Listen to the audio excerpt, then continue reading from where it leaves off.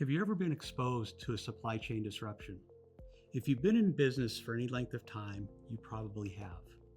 Today, I would like to share insight to understand what it looks like to have such disruptions, and then understand how do we deal with managing through such disruptions. Hello, my name is Jim Fleming. I've been in the industry for a number of years. I've spent the last 7 years in a consulting/education standpoint. And prior to that, 30 plus years in the manufacturing sector, dealing with the complexities of global manufacturing and global supply chain. In 2020, supply chain became a critical focus for corporations around the world. When we had COVID-19 hit us, we saw impact across the global ecosystem like never before. Corporations were impacted on their ability to deliver goods and services. The suppliers that they were dealing with may be in that region or in another continent, and that continent may have shut down. That country may have shut down. We all were exposed to transformation like we never have seen in the past. Grocery stores, things we took for granted that were available, were no longer available. I think toilet paper is when we all started to truly understand what is this term supply chain. Globally, there are over 200 million companies, and each one of them has a supply chain. Whether they're delivering goods or services, everybody has been impacted. They've had to truly understand, how do I survive in not only shutting down for a period of time, but how do I bring my environment back up and meet the demand that is either higher or lower? I'm struggling with understanding, where do I get the materials? Where do I get raw supplies? How do I manufacture if I have a shortage of workforce?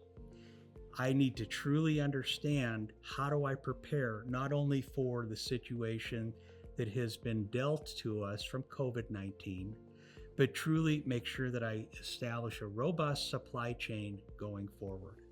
When you understand the supply chain complexity, it really starts to give you an understanding around redundancy and resiliency. When we look at this particular image, you start to see how complex a supply chain is. Think about a laptop or a personal computer that we purchase on an ongoing basis. What does that supply chain look like?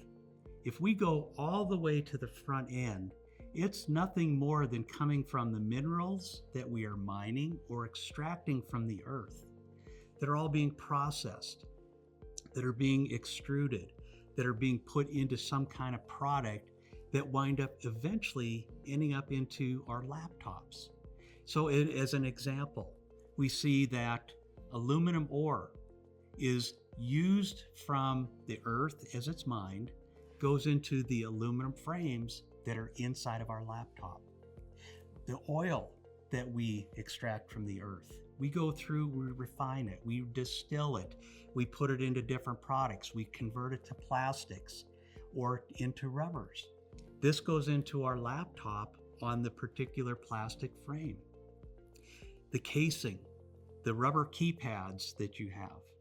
And last but not least is when we look at what goes into the silicon chips inside the semiconductors, what we're all dealing with today that are short, or the screen, the monitor that's made out of glass, the supply chain on that goes all the way back into sand.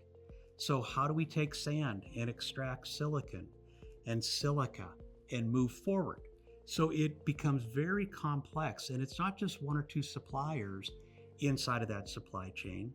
It's a number of industries. It's a number of touch points.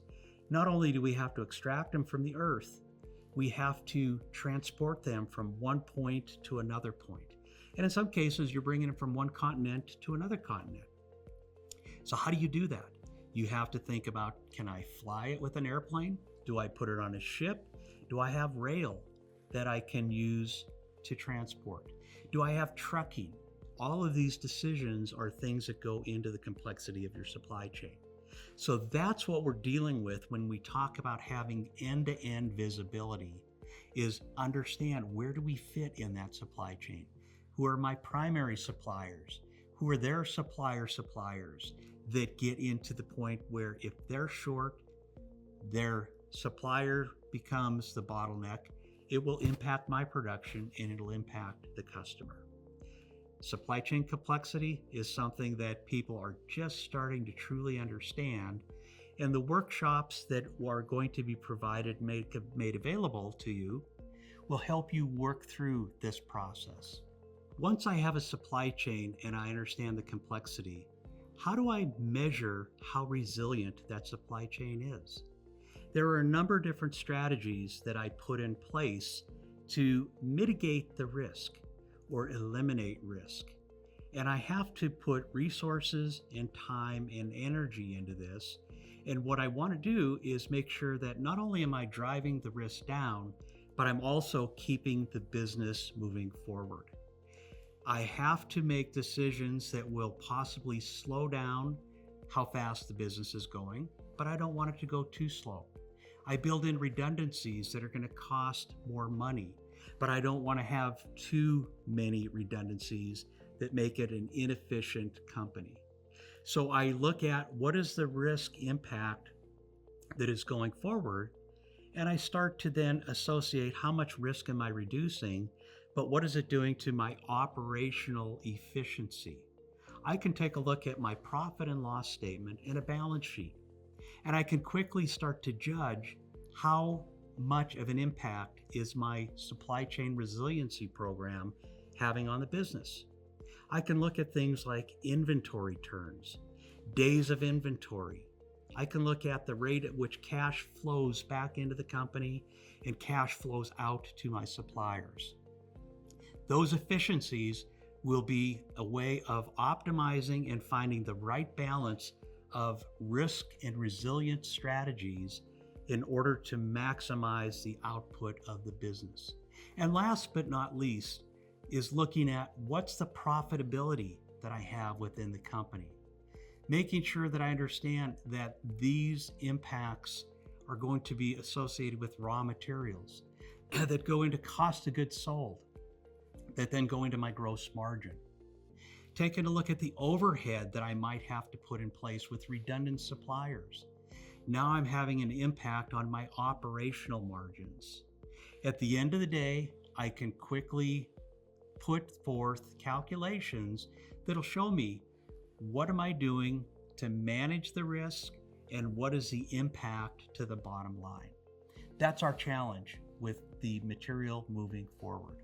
So as you can see, there are choices to be made in a supply chain.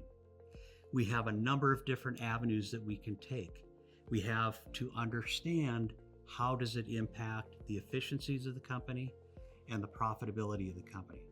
So the question you have to ask yourself, have you positioned your company to be successful in this environment? Those challenges are what we're all dealing with, and we have the ability to bring some of these skill sets into the talent base within your corporation. Some of the ways that you can solve the problems is dealing with the MEP manufacturing solution provider and work with them on the different supply chain workshops that they make available. You'll have an opportunity to understand, what does your supply chain spend? Where does the money flow? How do I take a look at having the right amount of inventory? Do I have too much, too little? Where is it staged, in-house or at the supplier? What does the touch points look like for all of my suppliers? Are they regional? Are they within a defined country? Or are they in different continents? How do we get them from point A to point B? And last but not least is, how do you enable your talent?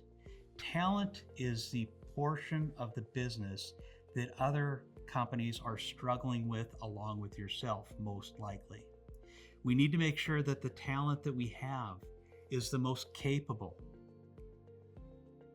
If you've enjoyed this video and you're looking for more information of how to understand the dynamics of your business, reach out to KPEDD for more information. They will provide a wide range of tools that'll help your company be successful. Thank you for watching, and I look forward to seeing you in the next video.